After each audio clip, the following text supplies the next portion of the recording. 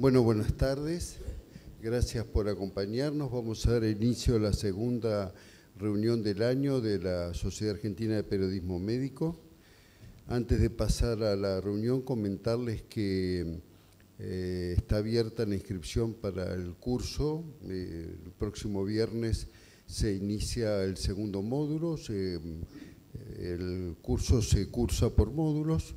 Se cursa radio, televisión, internet y prensa escrita, así que aquellos que estén interesados en el tema, aquí mismo en la Asociación Médica, los días viernes de 19 a 21 se cursa. Hoy vamos a tener una reunión especial. Uno de nuestros miembros de la comisión directiva va a tener a cargo la reunión. La reunión va a tocar un tema que es sobre resiliencia, bajo muy distintos aspectos y fundamentalmente en esta sociedad de periodismo con alguna relación con los medios de difusión. El doctor Sibert, que va a estar encargado de la primera parte, es médico psiquiatra, psicoanalista, miembro de nuestra comisión directiva, coordinador de estrés, trauma y psicosomática del Hospital Álvarez, profesor de clínica psiquiátrica de la Universidad Maimónides y miembro de la sección Intervención en Desastre de la Asociación Mundial de Psiquiatría. El doctor acaba de presentar un libro, es el director de la presentación, varios colaboradores que hoy están presentes y van a participar. El libro es Resiliencia de las neurociencias a las redes sociales. La forma de desarrollar la reunión hoy es la conferencia del doctor Sibert, que empleará unos 45 minutos en desarrollarla. Luego van a estar, el doctor Sibert va a presentar a los autores o parte de los autores, pues realmente son varios que lo van a acompañar en la mesa. Y después, como ejemplo de lo que es resiliencia, va a cantar el coro de pacientes oncológicos del Hospital Álvarez. Es todo un ejemplo, pacientes con 13, 14 años de la enfermedad, cuando todos piensan en forma social que el cáncer es igual a dolor y muerte, es una forma de mostrar la vida y cómo se puede transformar, como dice la resiliencia, desde el dolor transformarlo en algo positivo. Nos pareció que era todo un ejemplo que nos acompañaran con dos canciones. Y el coro tiene varias canciones. Una de las que van a dar son autores, está aquí con nosotros la autora de la letra y la música. Se eligieron dos temas que están justamente relacionados con vivir la vida. Bueno, le damos la palabra al doctor Sibert. Buenas noches a todas, a todos. Muchísimas gracias, doctor Bruno, y a la Sociedad Argentina de Periodismo Médico y a la Asociación Médica Argentina por esta oportunidad. Bueno, esta es una noche muy grata y a la vez desafiante. Sé que aquí esta noche hay colegas, médicos, psicólogos, coautores del libro, familiares, pacientes, amigos. Gracias por estar esta noche acá. Evidentemente, esta responsabilidad de esta charla implica varios aspectos que tienen que ver con esclarecer algunas cuestiones teóricas sobre el tema, pero que les sea de utilidad a todos ustedes, que seguramente esperaría que haya inquietudes o controversias que se van podrían plantearse, digamos, al final en un intercambio de preguntas, que es lo habitual en estas reuniones de la Sociedad de Periodismo Médico. Bueno.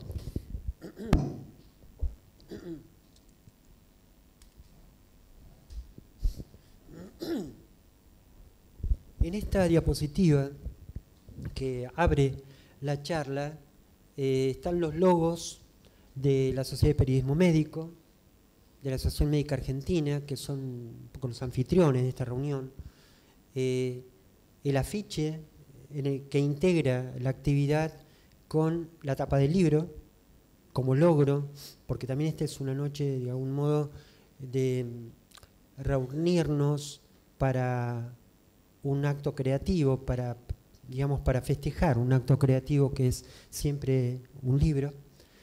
Y esa foto, voy a contarles algunas cosas.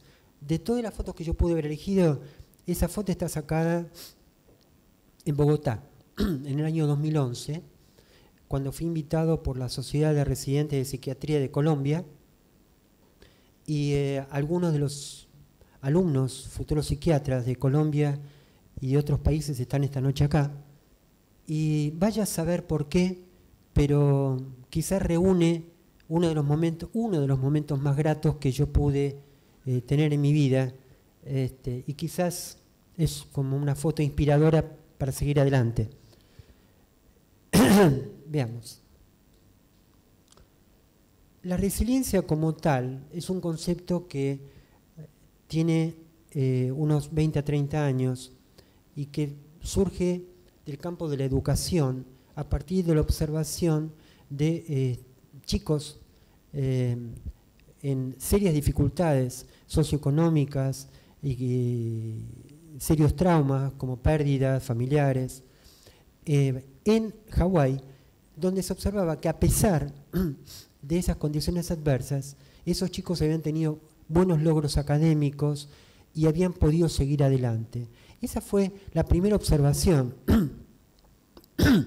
por eso digo desde el punto de vista educacional, pero que después fue tomada por la sociología, por la psicología, por la psiquiatría, por el psicoanálisis, y actualmente ha tomado una dimensión muy interesante en lo que es la salud pública y salud comunitaria a nivel mundial. Es un poco por eso que sigue siendo un tema realmente de mucho interés. Ahora, lo que no habría duda como concepto, hay muchas dudas sobre la resiliencia, pero una es que sería la capacidad de un afrontamiento exitoso de la adversidad. Ahora, exitoso no implica libre de problemas, sino justamente poder superar esa adversidad con algún crecimiento, algún aprendizaje. Pero vamos a ver que hay varios debates en juego. Por ejemplo, durante mucho tiempo se pensaba que resiliencia implicaba invulnerabilidad, robustez, resistencia, algo equiparable a las capacidades de un superhéroe o de una superheroína, cosa que se ha modificado mucho y vamos a ver cuánto se ha aprendido al respecto. Por eso, una duda interesante es, cuando uno dice, che, qué resiliente que resultaste, ¿no? La pregunta es, ¿naciste resiliente? ¿Te pudiste hacer resiliente? ¿Lograste aprender a ser resiliente? Bueno, esta sería otra pregunta, ¿no? Algo muy importante también, me hacía una pregunta el otro día Amalia Barcán sobre este punto, la trabajadora social, jefa de servicio social del Hospital Álvarez y periodista, si uno se inmuniza en la resiliencia, algo así como, si lograste ser resiliente una vez, ¿te da garantía de serlo para otra vez? Lamento informarles que no. Pareciera ser que hay que aprender, con cada golpe se aprenden cosas nuevas. Es decir, quizás nos sirva para afrontamientos adecuados en algunas cuestiones, pero si nos agarra con la guardia baja alguna situación, quizás nos tropecemos y tengamos que volver a aprender. Otro papel y cuestión interesante es la jerarquización del papel de los vínculos. Algo así como vamos a ver que se suponía que algunos héroes de la actualidad o de la antigüedad parecía que habían nacido un repollo. Es decir, que eran fuertes y creativos y valientes porque sí. No, pará. Bueno, parece que los vínculos tienen una gran importancia. O sea, en síntesis, para verlo, no es sencillo ser resiliente en soledad. Es decir, o por lo menos dura poco. Pero es bastante factible ser resiliente en grupo, con buenos vínculos, sea familiares o comunitarios. Otra pregunta interesante es, ¿se puede entrenar? Les contesto que sí. Y esto es muy interesante. Vamos a ir viéndolo de a poco. ¿Cómo? Después lo charlamos. Bueno, entonces, en esta charla, entonces, yo me presento a ustedes para hablar sobre resiliencia. Primero como persona. Yo soy hijo, esposo, padre, tengo roles, diversos roles, como médico, como miembro de esta sociedad y como autor del libro. O sea, son varias cuestiones. Veamos, ¿cómo cambió un poco el concepto de resiliencia? ¿De dónde viene el concepto de resiliencia? De cierta capacidad del resorte, de lo aprieto, lo deformo y puede volver a su estado anterior. Primera pregunta, ¿vuelve a su estado anterior totalmente? No. En realidad, aparentemente sí, pero parece ser que hasta el resorte se modifica. Concretamente, si yo desde la física o la ingeniería diseño un puente para resistir tormentas o huracanes, los japoneses, por ejemplo, son expertos en esto. La pregunta es, ¿se deforma el puente? Y sí, logra el estado anterior bastante. Y eso le permite resistir las tormentas, igual que un junco. Sí, macanudo. ¿Se puede quebrar? Y sí. Yo lo voy a darle las cualidades como para que resista lo mejor posible, pero también con plasticidad, para poder ir y venir ante la adversidad. Eso es tomado por la psicología, esa cualidad.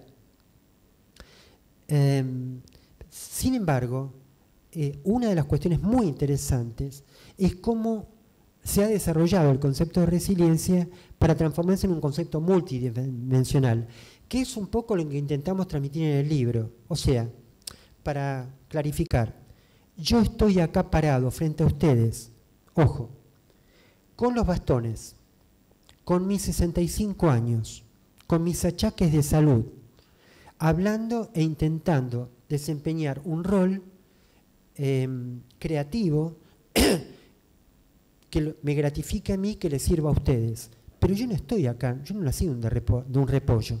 Vengo con un bagaje genético, con una mayor o menor tendencia, ojo, a responder con ansiedad o con depresión frente al estrés. O, nobleza obliga, con mis colegas de diversas especialidades, o frente a la adversidad puedo no responder con ansiedad, pero sí con gastritis, o con un problema autoinmune, o con hipertensión. Eso implica vulnerabilidad.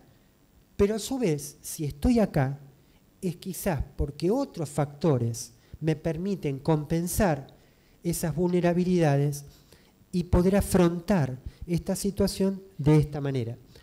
Es decir, que ahí tendríamos lo genético, lo neurobiológico, o sea, qué capacidad, qué predisposición tengo a responder con ciertos neurotransmisores en mayor o menor medida a situaciones de exigencia. Otro aspecto, qué educación tuve, qué familia tuve, qué vínculos tuve frente a la adversidad, qué modelos vi en mis padres, en mis hermanos, en mis primos, en mi barrio, en mis vecinos, en mis maestros, en mis amigos, en mis compañeros. ¿Qué pude ver? ¿En qué pude ver que me equivocaba yo? ¿O qué pude aprender de los demás?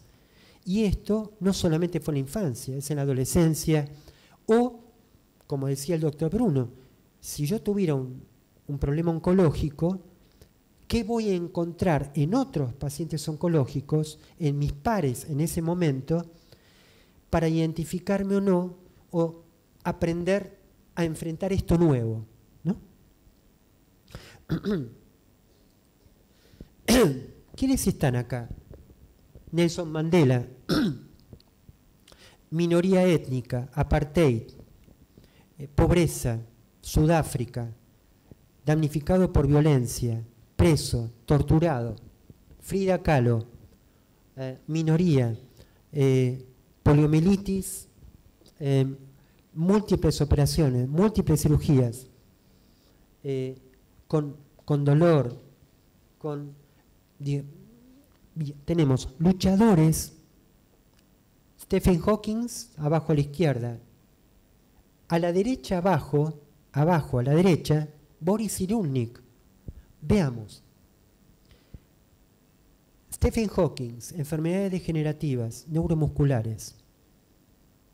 Uno de los más grandes físicos en la historia. Boris Cyrulnik, huérfano, sus padres desaparecidos, muertos en campos de concentración, minoría, judío, ocultando su identidad, adoptado varias veces por familiares al costo de postergar saber realmente quién era y de dónde venía. Termina siendo uno de los máximos especialistas en resiliencia a nivel mundial, neurólogo, psiquiatra, psicólogo. Y en el medio, abajo, nuestra esperanza, Lionel Messi, enfermedad metabólica, problemas de crecimiento, cuestionado en sus primeros partidos de fútbol de niño, y termina siendo modelo de una publicidad de Adidas que dice "Nothing is impossible", donde él cuenta que sí, tenía piernas chicas, pero se las sabía rebuscar para esquivar rivales. Y termina mostrando sus zapatillas, ganando la guita, y siendo la gran esperanza argentina en un equipo que deja bastante que desear, lamento decirlo. Bueno, pero, ojo, hace 10 años lo hubiéramos puesto a Maradona, y que para mí, bueno, no vamos a hablar de fútbol ahora, una joya del fútbol, también naciendo en un ámbito marginal, con enormes penurias, con discriminación, con falta de oportunidades, pero con mucha creatividad. Ahora, una de las grandes preguntas es, ¿son superhéroes? ¿Cómo llegaron a lograr lo que lograron? Bueno, no es que yo tenga la respuesta. Esto es campo de investigación. Por ejemplo, si vamos del terreno personal a una comunidad, Houston, con sus inundaciones, Barcelona, con los atentados terroristas, Río Tercero, con la explosión del Arsenal, Santa Fe con las inundaciones. Podemos evaluar, porque este es uno de los campos, aquí hay colegas psicólogos, sociólogos esta noche. Una pregunta es, ¿se puede evaluar si Buenos Aires es una ciudad resiliente? Si Houston tiene capacidad para afrontar una inundación, algo inesperada, si Barcelona va a poder crear alternativas al atentado, sí, hay instrumentos, pero hay que seguir desarrollándolos. Pero podríamos encontrar muchísimas sorpresas. El caso de Nueva Orleans también. Cuando decía Buenos Aires, disculpen, no quería dejar de contar algo. Ayer leí un artículo, entre ayer y hoy, sobre las crisis cíclicas en Argentina cada 10 años, más allá de cualquier variable. Y decía, con FMI o sin FMI, cada 10 años tenemos quilombo. Entonces, una pregunta es, ¿Argentina tiene potencial resiliente? Y yo qué sé, supongo que sí, porque la verdad, algo habremos aprendido y mejor que nos preparemos porque viene difícil el año. Bueno, pero si volvemos a las ciudades, hay algo muy interesante que es nuestra responsabilidad y es, ¿podemos ayudar a una comunidad o a un barrio o a un grupo a ser más resiliente? Parece ser que sí, pero solo si tenemos buenos datos y investigamos. Vamos a contar algunas cosas al respecto.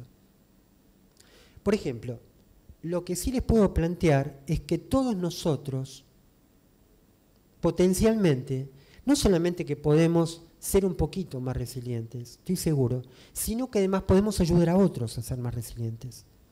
Veamos.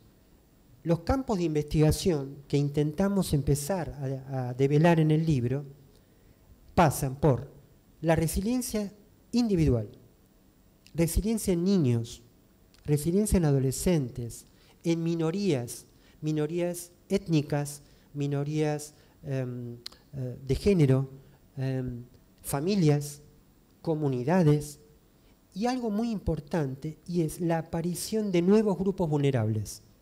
Por ejemplo, según la época, ustedes me dirán, bueno, pará, siempre hubo enfermos crónicos, tienen razón. Siempre hubo migrantes, tienen razón. Pero lo que cambiaría sería que ponemos la mira en cierto grupo vulnerable en particular para ver cuáles son sus puntos de vulnerabilidad y sus posibles puntos de resiliencia. En ese caso, podríamos pensar cómo ayudar a una minoría recién migrada, por ejemplo, de Asia a Europa, de África a Europa, o un grupo, por ejemplo, grupo de migrantes en pos de crecimiento académico de un país a otro, que empiecen a pagar el costo de adaptarse a una nueva cultura. Bueno, ustedes dirán, che, no es tan grave, porque quieren crecer. No, no es grave, pero puede ser problemático. A ver, se pagan costos. O, por ejemplo, puede haber minorías de género o ciertos grupos, así como eran los grupos con HIV, pueden ser los grupos con cáncer. Y nuevamente la pregunta es, ¿qué podemos conocer respecto a potencial resiliente? Bueno, arriba tenemos a Superman, mi ídolo de la infancia. El que está arriba es Christopher Reeve, el que está abajo es Christopher Reeve, pero en silla de ruedas con su esposa, en una foto de promoción de la fundación que hicieron Christopher Reeve para ayudar en la discapacidad motriz, que es una fundación brillante, que se han portado de 10, que tienen excelentes páginas web y que piensan en lo más obvio, por ejemplo, cómo promover el adecuado ocio en gente con discapacidad. Ustedes dirán, ¿pero qué le pasa a Sivak? Bueno, Sivak tiene ganas de divertirse, tiene ganas de tener ocio y se encuentra con limitaciones arquitectónicas, limitaciones de turismo, limitaciones de movilidad. Además, tengo más limitaciones que hace 30 años. Bueno, Christopher Reeve, cuando tuvo que dejar de ser Superman, se dedicó a pensar cómo ayudar a la gente a aumentar su potencialidad a pesar de sus limitaciones. Y yo le rindo homenaje. Ahora, en este sentido, tenemos un pequeño problema. Superman era invulnerable, salvo cuando se enfrentaba a la kriptonita. Habría que pensar qué es la kriptonita para cada uno de nosotros. Pero casi nunca se enfrentaba a la kriptonita. O sea, siempre estaba bien peinado, a la gomina, impecable, salvo cuando hacía de Clark Kent, está bien, con anteojos, en fin. Ahora, parece ser que resiliencia no es sinónimo de invulnerabilidad, como les decía antes, sino más bien es un proceso permanente, cambiante, donde yo tengo que procesar exigencias y encontrar nuevas respuestas, por lo cual no me asegura nada que yo siempre esté invulnerable. Por eso, con el tiempo, empecé a valorar a Spider-Man, que se permite estar triste, dudar si se pone el traje, si vale la pena esto, sufrir por una novia, ser retado por la tía, a veces tiene ganas de tirar toda la mierda, de dejar de ser superhéroe. Lo siento más cercano para este momento. Y para que se ubiquen, no tengo ningún problema, está por llegar Mónica, mi esposa. En momentos difíciles hemos decidido en mi casa, mejor dicho, en gran medida lo decidió mi esposa, está lleno de imágenes y de recuerditos y de souvenirs vinculados al Hombre Araña, cosa que me hizo muy bien. Ahora, ustedes dirán, ¿y por qué el Hombre Araña? Bueno, no solamente por esto, porque casi el Hombre Araña casi nunca se pelea, a menos que lo jodan mucho, pero en realidad se dedica a crear nuevos caminos y a esquivar dificultades para seguir con sus proyectos. Y tira la araña, y va por la esquina, y si hay que subir por una altura, se tropieza, a veces se cae, a veces se le va la mano con la fuerza y se rompe un poco, se rasguña. Ustedes me van entendiendo. Bien, ¿Cuál es una de las claves de la resiliencia? El aprendizaje. Concretamente, voy a ponerles un simple ejemplo. Para mí es un honor entrar a la Asociación Médica Argentina. Para mí es un honor exponer ante ustedes. Pero, esta escalera no es una maravilla. Con el respeto y con todo el respeto que yo tengo por las autoridades del AMA, no es una maravilla. Lo ideal sería una rampa, que no es fácil hacer una rampa, con un menor esfuerzo. Pero resulta que esta debe ser la 10ª vez que yo subo esta escalera. ¿Qué hice hoy? Llegué más temprano que ustedes, me saqué el saco, la subí de espaldas, sin apuro. Después le dije al doctor Bruno si me podía conseguir un café con azúcar, pero yo lo aprendí. Al principio yo me sentía víctima. Me sentía, puta madre, che, qué escalera de mierda. Ustedes me entienden, ¿no? Otra vez sopa, ¿será posible? Y ahí yo respondía con lo que podía. Pero uno va intentando aprender. Y eso implica aprendizaje, intercambios, experiencias, información, costo-beneficio, negociación. Bueno, está bien, me voy a esforzar, después de todo son 3 escalones, tengo que ser realista, esto no va a ser fácil, una rampa, pero me voy a gratificar cuando yo pueda dar la charla y además tienen café. Entonces, no está tan mal, me la banco, después veremos. Es decir,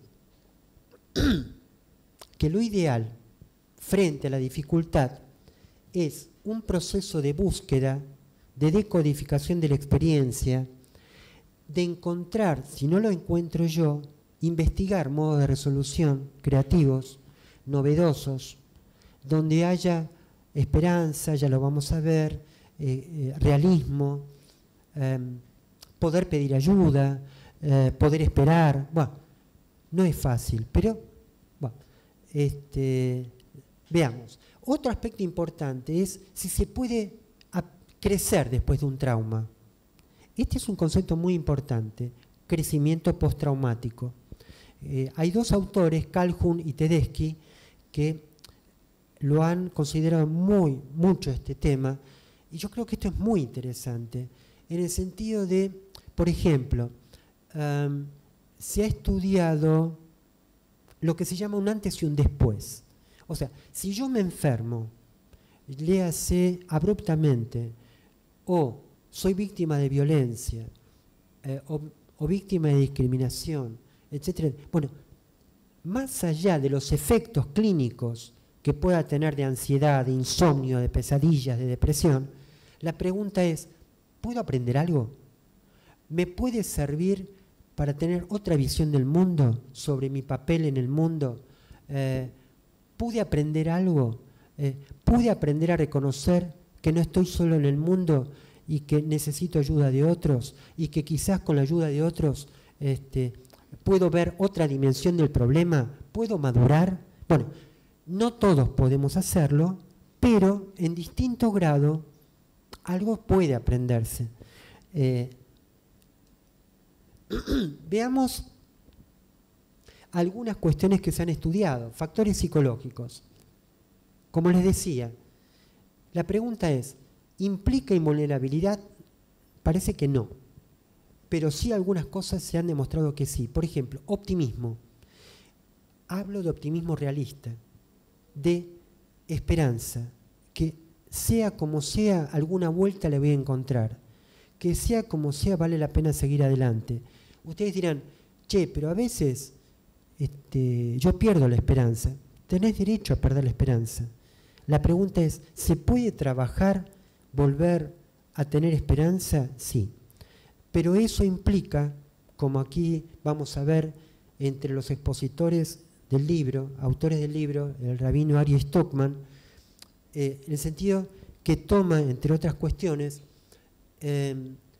algunas ideas de Viktor Frankl respecto al sentido existencial. Algo así como, bueno, ¿para qué me pasó lo que me pasó?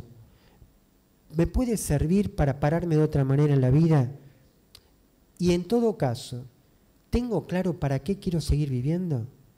¿Para qué? ¿Para quién? ¿Por qué? ¿Cuál es el sentido de que yo quiera seguir viviendo? Evidentemente todos podemos entrar en crisis y perder el rumbo, pero es factible recrearlo. El sentido de eficacia es la convicción, que en muchos casos depende de la educación, de que yo soy capaz de encontrarle alguna vuelta a los problemas, que tengo destrezas que puedo desarrollar o limitaciones que puedo disminuir y aminorar. El altruismo. Bueno, el altruismo se ha demostrado como algo muy interesante que se fomenta mucho en los grupos. Aquí hay muchos integrantes de grupos, donde a veces disculpen, pero yo soy muy frontal. Argentina es un país caracterizado, como charlábamos el otro día en un reportaje en la FM Flores. Está bien, cuando llegaron los primeros migrantes a Argentina, además de las comunidades que ya vivían en Argentina, que sí tenían una vida comunitaria muy rica, venían comunidades que venían organizados comunitariamente, la comunidad italiana, la comunidad judía, la comunidad española, que tenían grupos de pertenencia, clubes sociales, y todo eso promovía resiliencia. Sin embargo, hay una tendencia bastante individualista en nuestro país, más en las grandes ciudades, y más en esta época, digamos, de consumismo, de cierta cultura narcisista, donde llame ya, disfrute ya, viva usted, piense en usted, no deje de pensar en usted, disfrute, ¿no? Bueno, y si puede, disfrute y endeúdese, ¿no? Después hablamos cómo resolver las deudas. Bueno, pero todo eso quiebra los vínculos sociales. Quiere decir que si las cosas te van bien, va, pero si te quebrás, perdiste entrenamiento social. Entonces, ese es un aspecto del problema. Y con todo respeto, yo como psicoanalista y psicoterapeuta digo, como algunos autores dicen, que en gran medida las psicoterapias y el psicoanálisis podría, más allá de todos los valores que yo estoy orgulloso de mi formación psicoanalítica, pero en muchos casos es usado desde un punto de vista narcisista. Mi terapeuta me dijo, mi analista me dijo que yo me merezco vivir y disfrutar, ¿no? ¿no? Entonces, imagínate cuando las papas quemas y tenés que ir a un grupo. Ah, no, a mí me hace muy mal escuchar cuando escucho las miserias del otro, ¿no? Yo prefiero estar a solas con mi terapeuta, que casi siempre muchos pacientes logran creer que su terapeuta les da la razón y los contiene, ¿viste? Yo me siento contenido, ¿no? La pregunta es, ¿te cantan la precisa? Lo que sí les puedo decir es que los grupos te van a cantar la precisa y te van a decir, déjate de joder, che, déjate de llorar y ponete las pilas. Que yo la pasé peor que vos y mira cómo sigo laburando, déjate de llorar, querido. Bueno, a la gente no le encanta que le canten la precisa. Sin embargo, a nivel de resiliencia viene muy bien que te canten la precisa, si es de una manera esperanzada, no con mala onda, ¿viste? No, pero con buena onda sí. El logro de mantener la serenidad es muy importante y todo viene bien. Por mí, mindfulness. Si querés hacer mindfulness, que ahora está de moda, ¿viste? Que en realidad es lo que hacen los budistas hace miles de años, pero bien adaptado, ¿viste? Yo te vendo budismo en media hora, en un cursito bien rápido y te salvo la vida. Nadie salva la vida a nadie, pero lograr mantener la serenidad, focalizarse, no perder el tiempo en boludeces o no angustiarse por pelotudeces, viene bien para la resiliencia. Y además disminuye el riesgo de que te enfermes. Espiritualidad se lo voy a dejar a Ari Stockman para que lo desarrolle. El tema de los valores. Bueno, es muy interesante esto. Hay algunos amigos, entre ellos Jorge Rosso, que en un momento, el doctor Jorge Rosso, que eligió una película, Gladiador, con Russell Crowe, en un momento difícil que yo pasé, hizo un montaje donde puso mi cara en el cuerpo de Russell Crowe haciendo el Gladiador. Y a mí me encantó, porque lo valora Russell Crowe y me encanta la película. Ahora, el problema es que los gladiadores también la pasaban mal, porque ni sabían cuánto iban a vivir, no sabían si los iban a matar, pero tenían un código de valores. Los códigos de valores de los samuráis, los códigos de valores de la espiritualidad cristiana, judía, de los grandes filósofos como Epícteto, de los, de los estoicos, y yo creo que esto se ha perdido, y creo que hay que recuperarlo, en el sentido de que si estamos nosotros acá es porque nuestros tatarabuelos, bisabuelos, abuelos y padres pasaron tantas o peores que nosotros, pero deben haberla tenido clara por qué seguir adelante, deben haber tenido coraje, perseverancia, esperanza, rutinas. Luciana Aymar, por ejemplo, leía el otro día, sí, yo habré sido la mejor del mundo en mi deporte, pero Luciana Aymar se rompió el alma durante años, con dolores y lo que fue, y no dejaba de entrenar, y se cuidaba con las comidas, y postergaba placeres. Hay que ver si nosotros queremos seguir adelante, si estamos dispuestos a recuperar esos códigos. El apoyo social, como les dije, percibido, y el sentido del humor, muy importante. Bueno, acá tenemos, se los voy a sintetizar, este cuadro. En concreto, cada situación de estrés o potencial trauma es un desafío para nuestro sistema nervioso, para nuestro cerebro, y a partir de la decodificación que hagamos como alarma o como algo, superador totalmente, frente a lo cual no, según la decodificación vamos a promover distintas búsquedas. Esas búsquedas van a estar en relación a los grupos en los que nos movamos, y la decodificación va a ser o no compartida, y esto implica la posibilidad de crecer y aprender algo. Pero claro, para eso, lo que se ha demostrado en resiliencia, esto es muy interesante, yo puedo a alguien que veo sufrir decirle, contá conmigo, ¿qué necesitas? ¿Querés guita? ¿Querés comida? ¿Querés un consejo? Bueno, pero hay formas y formas de acercarse. Por ejemplo, una cuestión muy interesante es que frente a un desastre, una inundación, un terremoto, uno de los dilemas es en salud mental, ¿cómo ayuda al damnificado? Bueno, eso implica toda una subespecialización. Y les puedo comentar que a veces uno puede excederse en la buena intención. Es decir, yo puedo tener muy buena intención, pero meter la pata. ¿Por qué? Porque no respeto el tiempo del otro. O sea, si yo lo abrumo al otro con mi intento de ayuda, pero no alcanzo a escuchar lo que profundamente necesita, yo puedo creer que él está siendo apoyado por mí, pero él puede pensar lo contrario, que yo llegué a destiempo, o por exceso o por falta. ¿De acuerdo?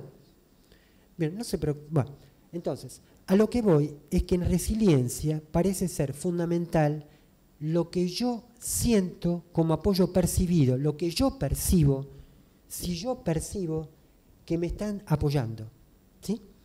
Esa percepción depende de un buen diálogo y un buen ida y vuelta entre lo que yo comunico o lo que la empatía del otro para decodificar qué puedo estar necesitando en este momento, ¿sí? Bien, ahora, todo esto implica, por ejemplo, otros procesos donde yo puedo aprender a partir de lo que veo, de lo que hizo el otro frente a la dificultad. Y eso implica, entre otros logros, por ejemplo, que yo aprenda abajo, a crecer, a cuidarme espiritualmente, físicamente, mentalmente, a apreciar mejor la vida, a apreciar mejor mis vínculos, a aprender a afrontar mejor situaciones de estrés y a tomar, en definitiva, lo que viví como una oportunidad de crecimiento. ¿Qué es el bricolaje? Esto es muy interesante. En el libro yo pongo una anécdota que tiene que ver con lo siguiente. Mi padre, que había nacido en Polonia, vino de muy chico. Su papá era peletero. Mi papá no tenía vocación de peletero, pero un oficio interesante. No, a mi viejo le gustaba viajar, hablar con la gente,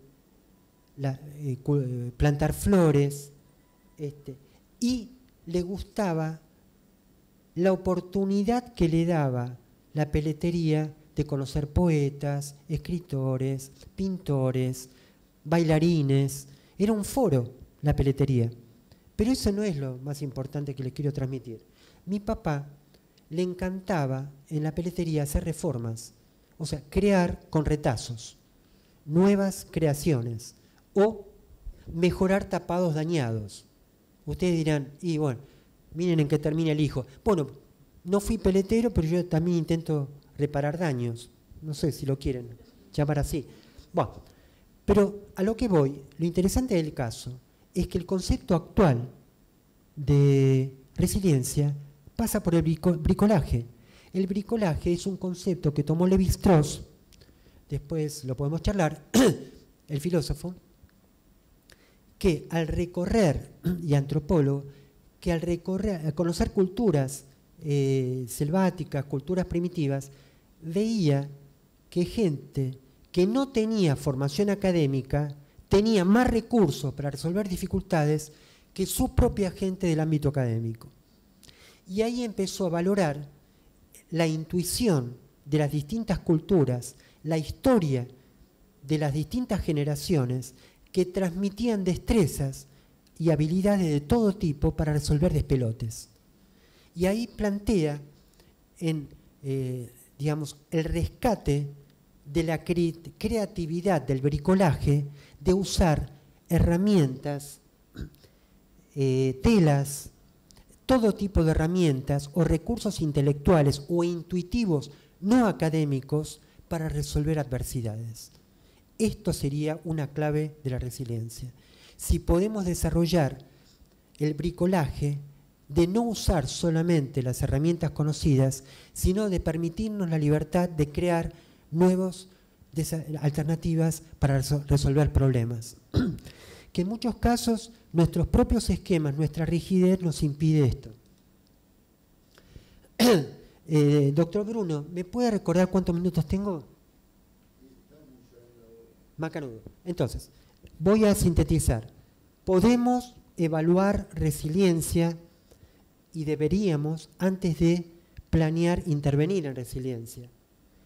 En el caso de la resiliencia familiar, es importante en las familias una actitud realista, con espiritualidad, con plasticidad, que sea objetiva respecto a los recursos que tiene, que tenga una comunicación afectiva, sincera y abierta. Y ahora vamos a pasar, en el caso de las comunidades, nuevamente vamos a ver que una comunidad, sea cualquiera, podría tener potencial resiliente y desarrollarlo en la medida que logre cohesión social, podemos hablar de Argentina, nivel educacional mejor, buen acceso para la comunicación, encontrar que se preocupa de la gente con enfermedades para poder rehabilitarse, que tiene acceso al sistema de salud, que tiene espacios de recreación y que tiene bajas tasas de reincidencia criminal. Ahora veamos un poco los medios. Estamos en SAPEM. Bien, es fundamental, los medios de comunicación tienen un gran papel para desarrollar resiliencia en la medida que comuniquen adecuadamente los riesgos de grupos o comunidades o personas, que hagan comunicaciones planificadas, que sean objetivos, que tengan claras sus líneas éticas, que sean veraces, que generen confianza, que generen esperanza, que se alejen del amarillismo y el catastrofismo para hacer guita, que evalúen cómo va la comunicación entre el emisor y el receptor, si están siendo entendidos o si el receptor no entiende el mensaje. Darle mucha bola a las redes virtuales como medio de comunicación. Los medios pueden promover resiliencia a partir de contar historias de vida o de contextualizar un desastre o una catástrofe, historizándola, el caso de Nueva Orleans o Fukushima, repasar la historia de esas ciudades, de cómo se recuperaron frente a los problemas. Acá una anécdota. Acá tenemos el caso, en nuestro caso, de Cromañón, habiendo atendido a 200 sobrevivientes y habiendo tenido el premio por nuestra investigación. ¿Qué encontramos? Evaluamos calidad de vida, percepción de apoyo, estrés postraumático, cómo afrontaron los sobrevivientes el post-Cromañón. ¿Y qué vimos? Que hay 3 grandes formas de responder a un trauma. Esto con el trabajo con Rubén Zuckerfeld, entre otros. Una forma es la más vulnerable y es la forma, digamos, de victimizarse, de aislarse, de entregarse pasivamente al trauma. La aquiliana, el modo de Aquiles es: arremeto con las dificultades, pero no percibo mi riesgo.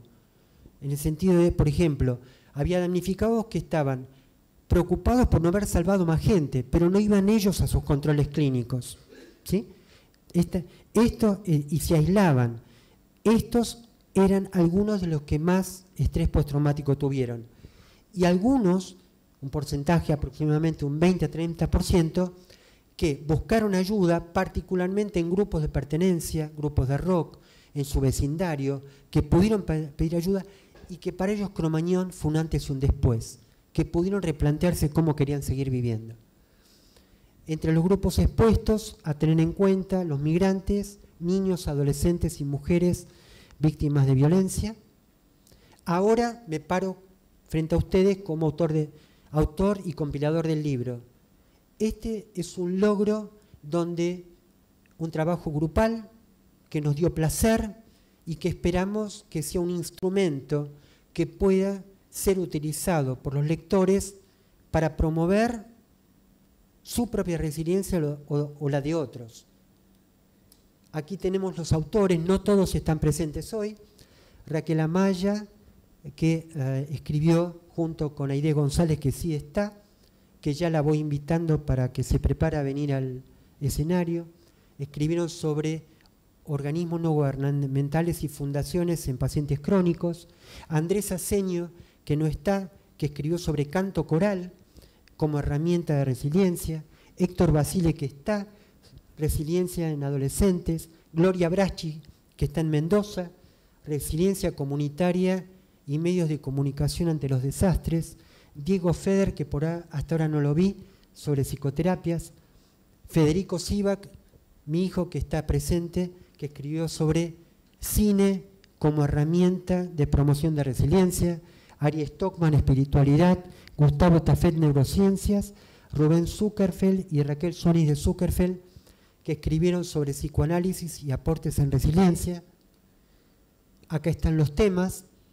Yo escribí sobre promoción, tips. Hay capítulos, les cuento. Hay capítulos entre nosotros, no se lo digan a nadie, pero lo escribí por si yo volví a tener alguna crisis, como ayuda a memoria. Es decir, cómo volver a salir si vuelvo a tropezarme. El doctor Bruno, que está presente, es otro de los autores que está tan presente que no estaba en la lista, que escribió sobre resiliencia en oncología. Y les quería contar que hay 2 capítulos que son un poco heterodoxos. Uno con letras de canciones, que a mí me sirvieron en muchos casos. A veces las canté espontáneamente o las tarareé y a mí me ayudaron a salir adelante. Y otro, entonces dijimos, en el de cine hay como listado de películas por si las papas queman. O sea, a ver qué película puedo elegir si me quiebro en tal aspecto. ¿Me entienden, no? Bueno, en síntesis, los medios de comunicación pueden promover resiliencia. Veamos ejemplos.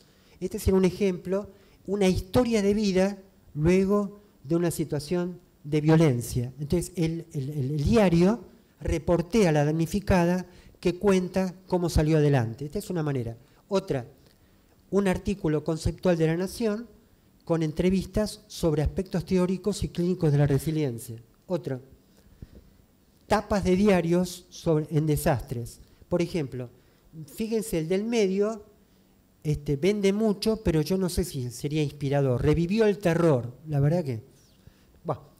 Ahora, el de abajo a la derecha, a vencer la adversidad. Ese me gusta. ¿Se entiende? Entonces, ahí tienen como un medio puede promover distintas cosas, ¿no? Conclusiones.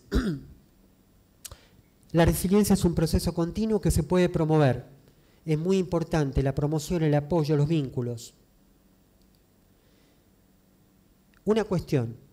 En los últimos 10 años me la pasé viendo tapas de libro de resiliencia con florcitas, margaritas, pobrecitas en un campo desierto. Y yo digo, eso a mí no me motiva. Porque parece ser que es una flor aislada que se rompía el alma para sobrevivir sin agua. Anda a cagar, discúlpenme. Con todo respeto, con todo respeto. En este momento, las imágenes derechas sonían un poquito más realistas. Una familia que se la banca, una familia que se asume en su identidad étnica o que está al lado del enfermo en la cama, bancando, haciendo el aguante. Ustedes me entienden, ¿no? Bueno. Gracias. Gracias a los editores, correctores, a los prologuistas, a los autores, amigos, a la familia, a SAPEMA, a APSA, a ASM, Maimónides, alumnos, pacientes. La foto de arriba es en Mar del Plata, cuando presentamos el libro, con algunos de los que están acá y otros que no están hoy.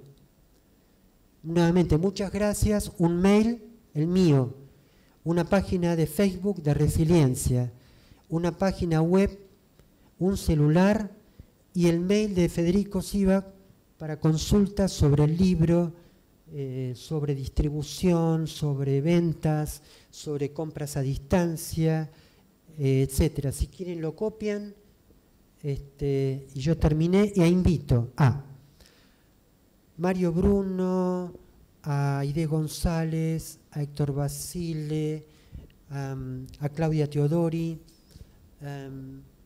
Están, Diego Feder está, adelante, no sé si vino Gustavo Tafet. Bueno, ¿me estoy olvidando de alguien? Seguro que me estoy olvidando de alguien. Macanudo. Bueno, los voy presentando. Arie Stockman, ¿vieron que me estaba olvidando? Arie, vamos, adelante. Los voy presentando.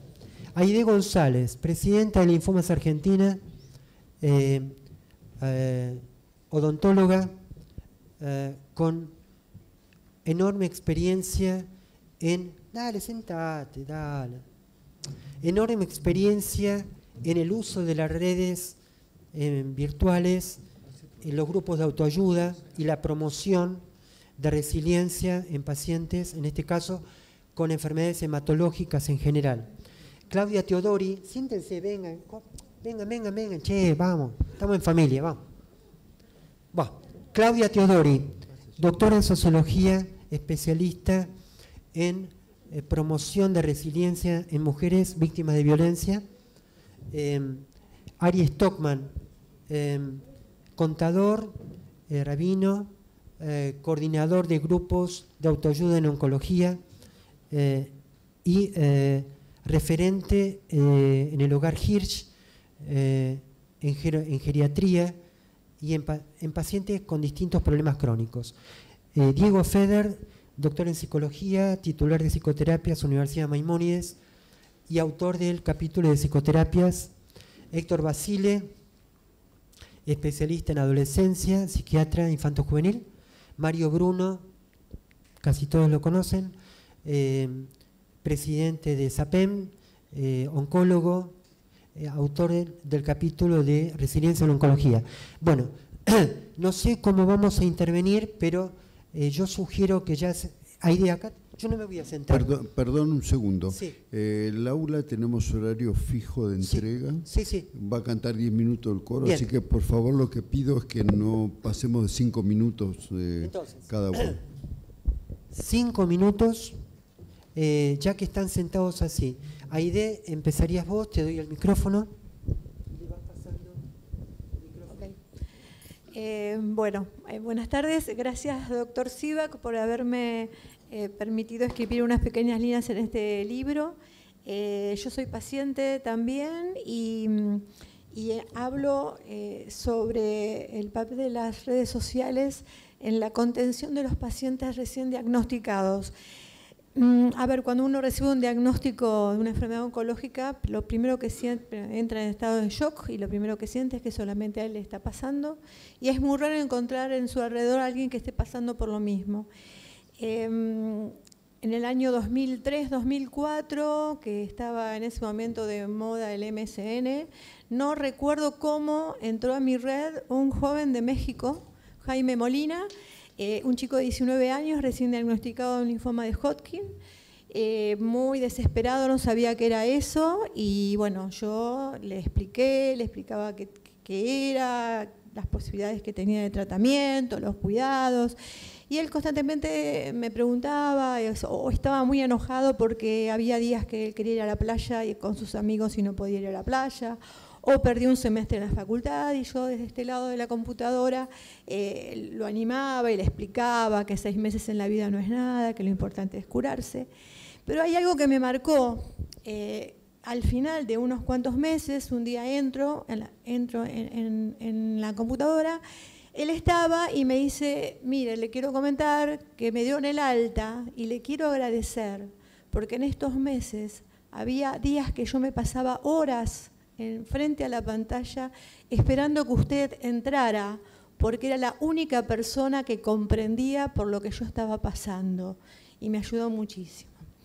Después, bueno, se armó, fundé con otras personas la Asociación Civil Linfomas Argentina, y en este momento tenemos un grupo de Facebook donde hay más de 5.200 personas, y es algo que todavía me emociona. El doctor Sivak es miembro muy activo.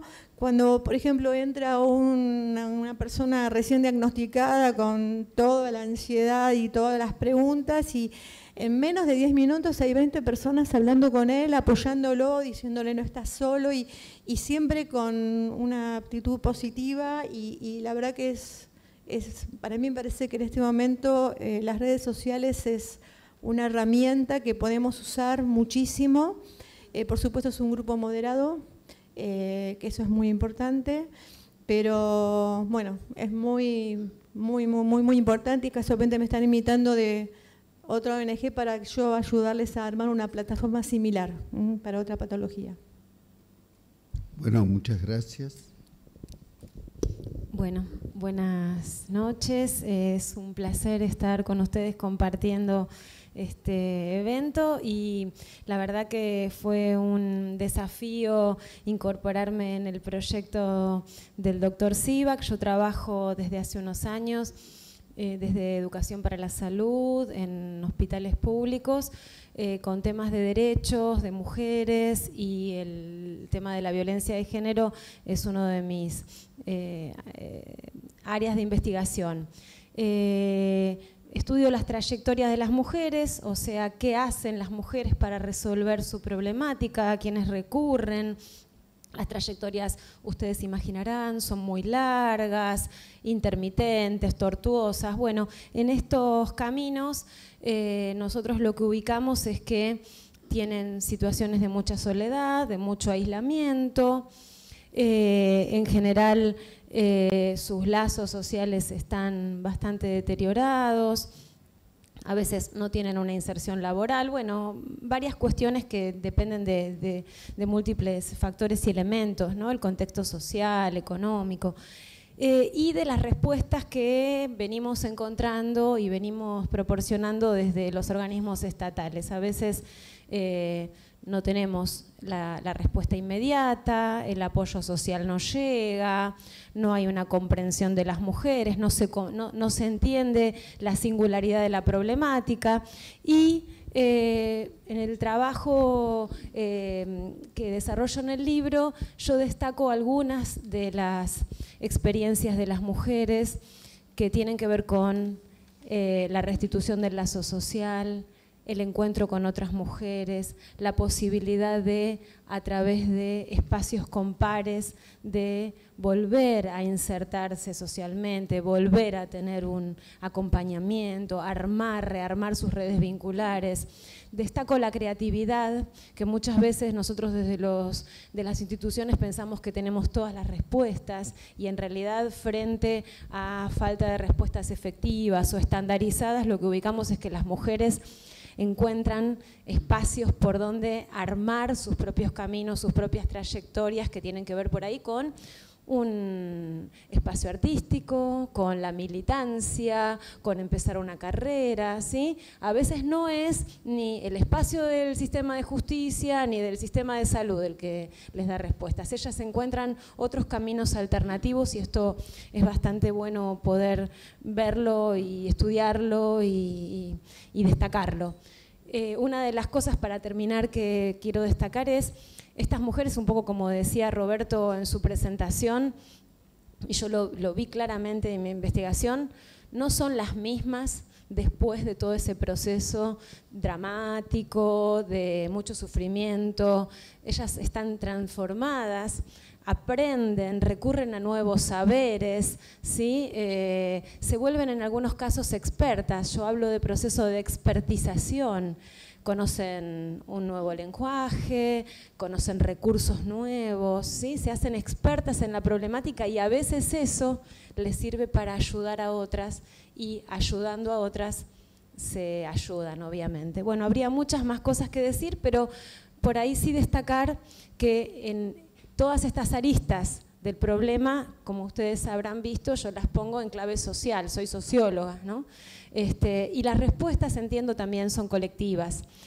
Muchas de las mujeres abandonan tratamientos individuales en psicoterapia y lo que sí vemos es que los espacios grupales son mucho más efectivos. Ahí la eficacia autopercibida también es mayor, el reconocimiento de su problemática en espejo con las problemáticas de otras mujeres. Entonces, en el capítulo desarrollo alguna conclusión respecto a los dispositivos grupales como más efectivos, y hay pocos, para la atención de mujeres en situación de violencia en el sistema de salud. Bueno, gracias.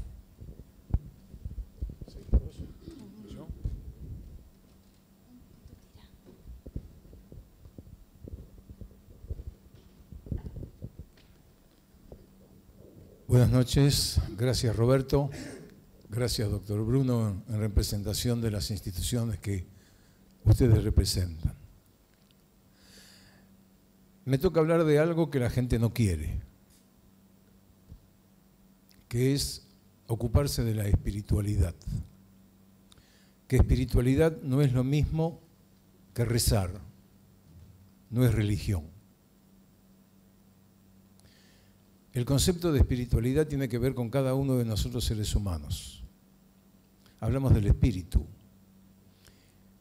Y el espíritu está en cada ser humano. Un médico, clínico oncólogo, no voy a decir su nombre, un día me preguntó: Arie, ¿qué haces cada mañana para que se te abran los ojos? Pensé, no supe contestarle porque me llamó la atención la pregunta. Y le dije, no sé. Me dijo algo que no lo puedo repetir, pero me dijo, no te hagas el tonto. ¿Qué haces? Doctor, nada. Eso. Nada. Ninguno de los que estamos acá y ninguno de los 7.000 u 8.000 millones de seres humanos que habitamos el planeta Tierra no hacemos nada para que circule la sangre por nuestras venas. No hacemos nada para que nuestro sistema nervioso funcione. Funciona. Porque alguien a quien yo le digo Dios, y ustedes le van a decir como quieran, y está todo muy bien, hace que nuestro sistema funcione. Y dentro de nuestro sistema hay algo que se llaman sentimientos, hay algo que es espíritu, hay algo que no es tangible. Aparentemente, y no soy quien para decirlo con corrección, en una tomografía computada no sale. Pero sin eso que no sale en la tomografía computada, no podemos vivir. Por ende, ¿qué tal si nos ocupamos de nuestra espiritualidad? Y no porque estamos con un problema de enfermedad o porque tenemos alguna dificultad que todavía no sabemos si la tenemos. No, al contrario, porque estamos vivos. Porque lo maravilloso y que todavía yo no he aprendido, como dijo Roberto hace un ratito, estoy tratando de aprender o estoy aprendiendo, creo que estoy aprendiendo, empezar a valorar este inmenso regalo del cual Roberto habló mucho tiempo, que se llama vida. Conocí a un señor que decía que la víscera más delicada del ser humano es el bolsillo. Y los seres humanos somos lo suficientemente tontos para hacer que esas palabras sean realidad. Y nos olvidamos de ocuparnos de nuestra vida cotidiana. Y nos olvidamos porque así estamos enseñados, y así es la cultura, y así es el país en el cual vivimos, y así es la noticia de la radio o del diario. Porque como decía en algún momento en una audición de radio, escuché hablar de fútbol, escuché hablar de política, escuché hablar de economía, pero no escuché hablar de amor. Eso es espiritualidad.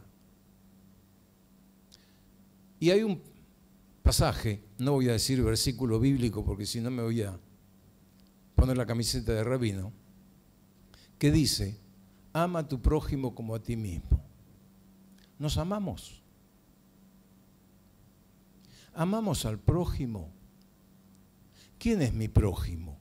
Porque esa J de prójimo es una malformación de la X de próximo.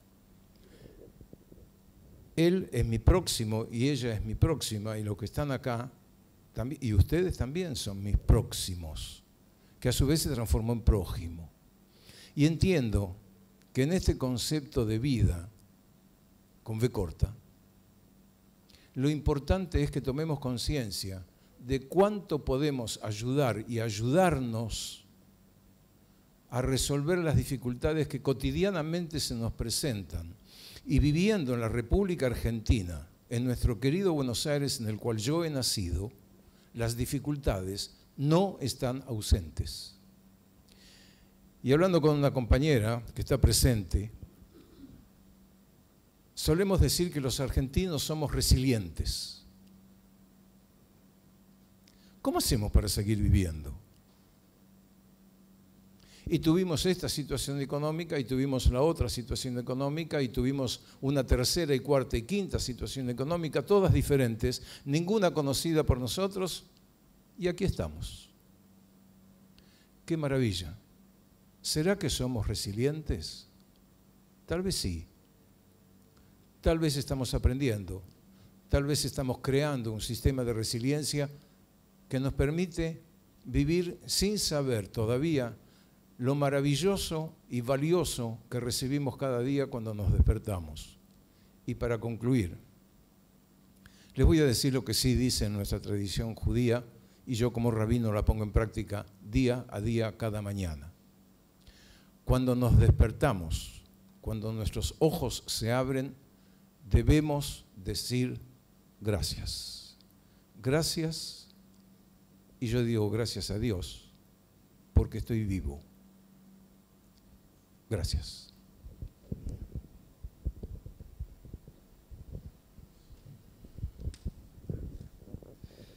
Bueno, buenas noches. Mi nombre es Diego Feder, En primer lugar, el agradecimiento a Roberto por la oportunidad de participar.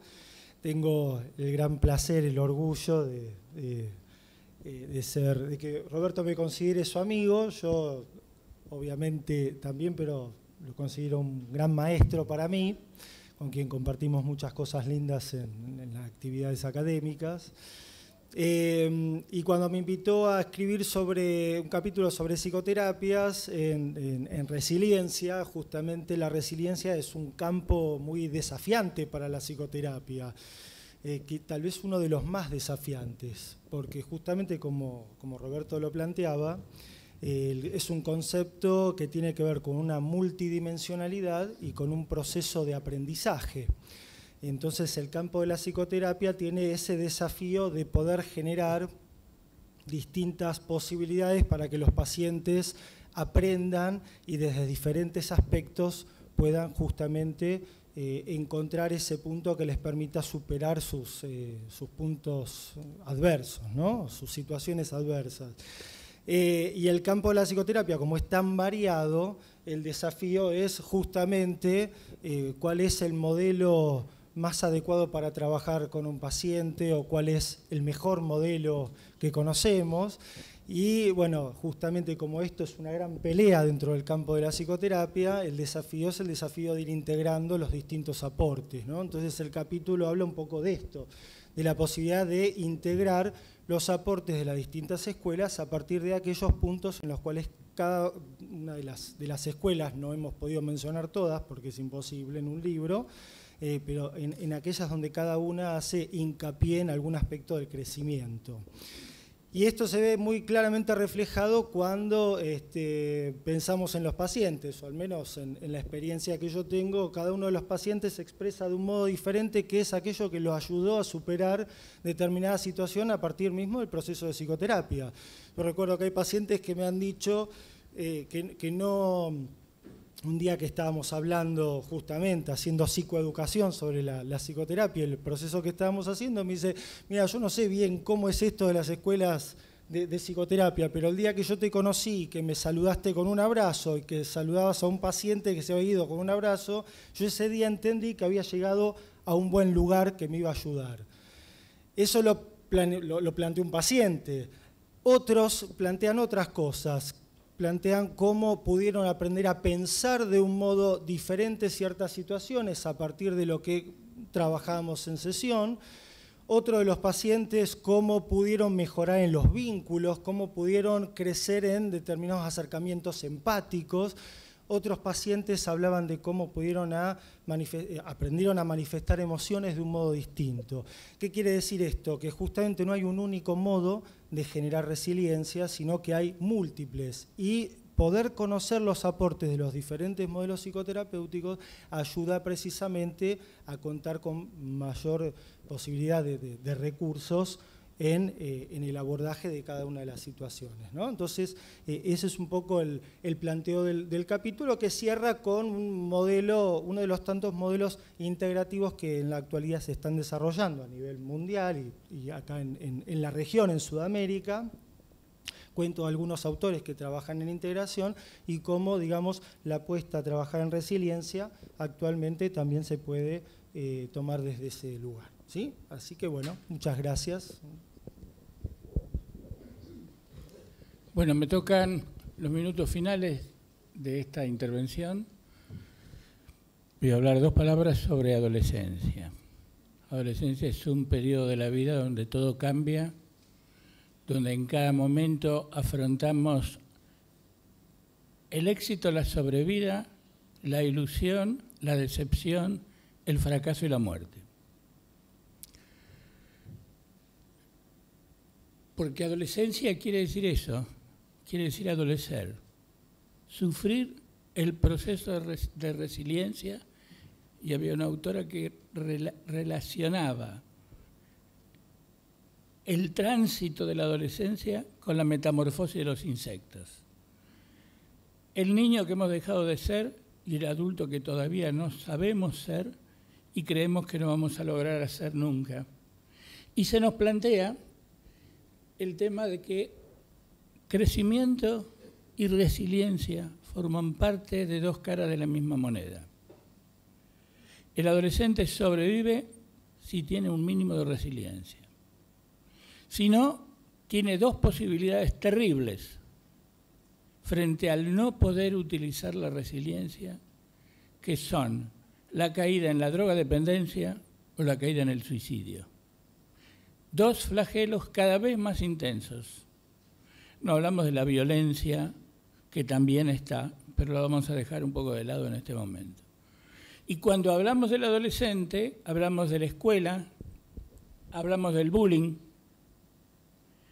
hablamos de las consecuencias de las dificultades de identidad sexual en el adolescente.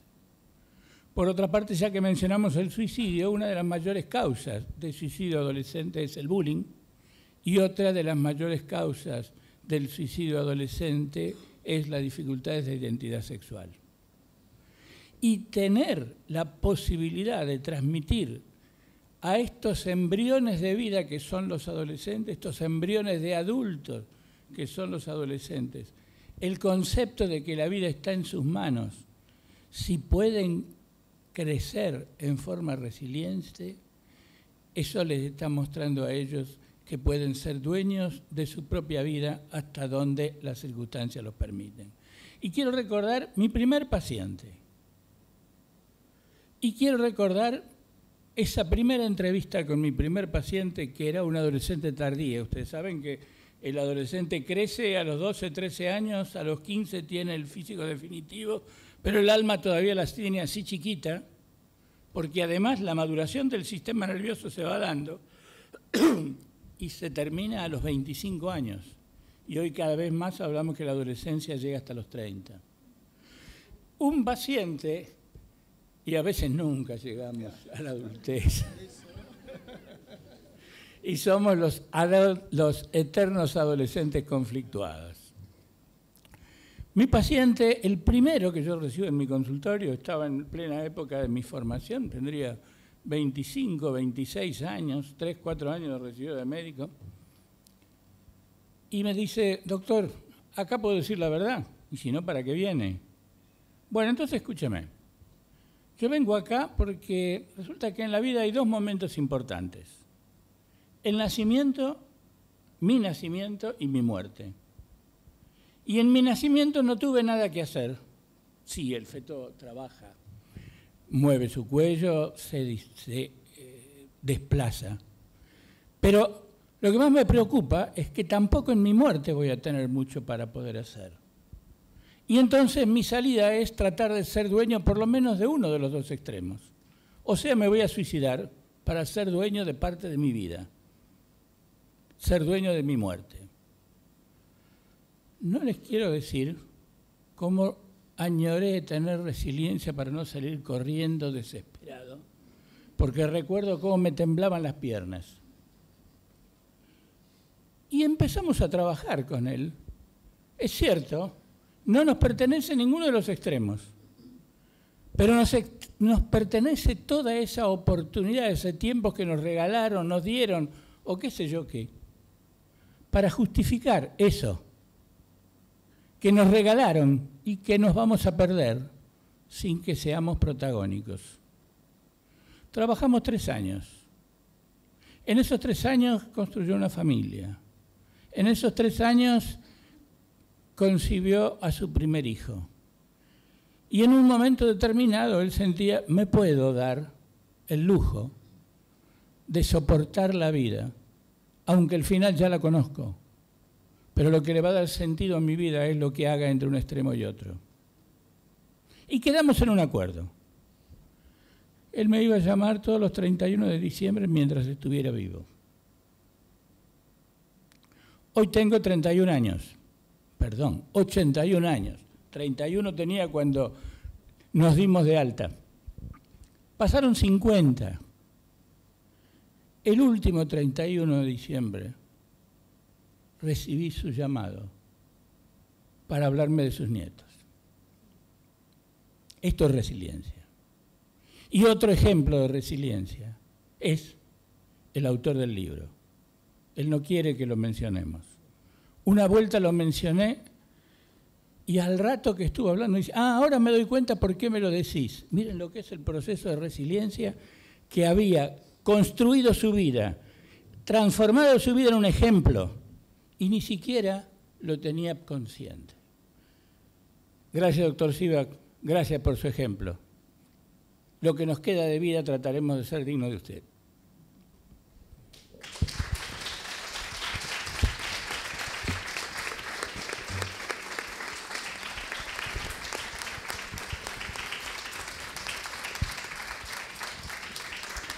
Bueno, para finalizar brevemente, en primer lugar agradecerle al doctor Sivak que la oportunidad de haber podido compartir y trabajar juntos en la confección del libro, una contribución de un capítulo, y el capítulo relacionado con los pacientes oncológicos y fundamentalmente el efecto de la resiliencia a través de los grupos que se llaman de autoayuda, yo prefiero llamarlos de ayuda mutua, ¿no? Es muy impactante en el concepto social del cáncer. Nuestro presidente dice que el peor cáncer es el aspecto económico. Vargas Llosa, cuando fueron las elecciones en Perú, dijeron que los dos candidatos eran o un cáncer terminal o un SIDA avanzado. Así que el concepto social del cáncer es el sufrimiento y el dolor. Cuando uno le hace ese diagnóstico, viene apabullado. Y aunque el médico le diga, mire, no es tan así, de repente dice el médico, me está mintiendo. Pero cuando ve al otro enfrente que ya pasó la misma situación y que está bien y que pasó los tratamientos, eso ayuda enormemente a recuperarse el paciente y a tomar otro aspecto frente a la enfermedad, ¿no?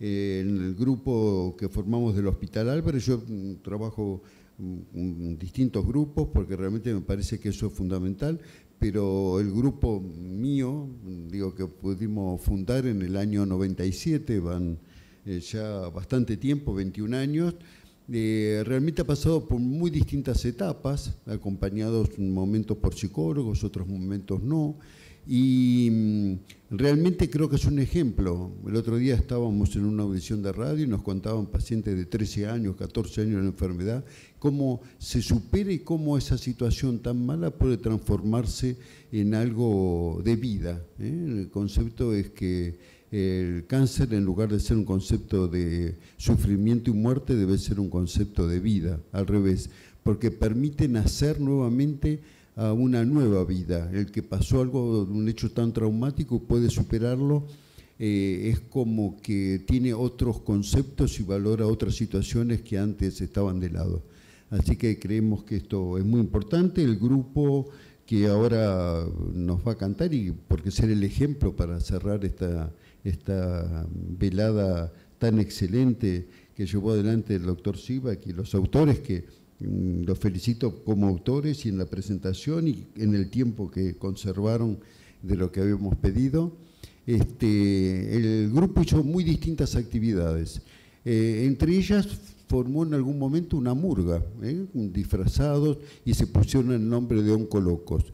Posteriormente siguió el canto, la murga se transformó en un coro que cantó en muchísimos lados, en muchísimos eventos. Pero bueno, a principio de año estábamos buscando quién dirigiera el coro, porque todos cantábamos, cantábamos porque me pidieron que me incorporara y canto junto a ellos, que me parece que es compartir la situación junto con los pacientes. Buscábamos a alguien que dirigiera para que le diera más profesionalismo, ¿no? Y apareció Florencia Títara, que es cantante, es intérprete de muy distintas áreas musicales, y realmente con todo amor, con todo cariño, dedicando su tiempo en forma totalmente honoraria, ha transformado al grupo y está en plena etapa de evolución el coro bajo la dirección de Florencia Títaro. Así que yo les pido, salvo que Roberto quiera comentar algo más antes. Bueno, entonces le pido por favor que pasemos y así iniciamos. Van a ser 2 canciones para cerrar. Mario, solo una cuestión. Quedan invitados cuando nosotros cerremos la actividad, nos salimos del salón como para poder interactuar con los autores, si quieren pedirle que algunos autores firmen algún libro, si quieren sacarse alguna foto, de modo tal de, por lo menos, no acá adentro, porque tenemos que dejar el aula, pero sí afuera una parte. Gracias.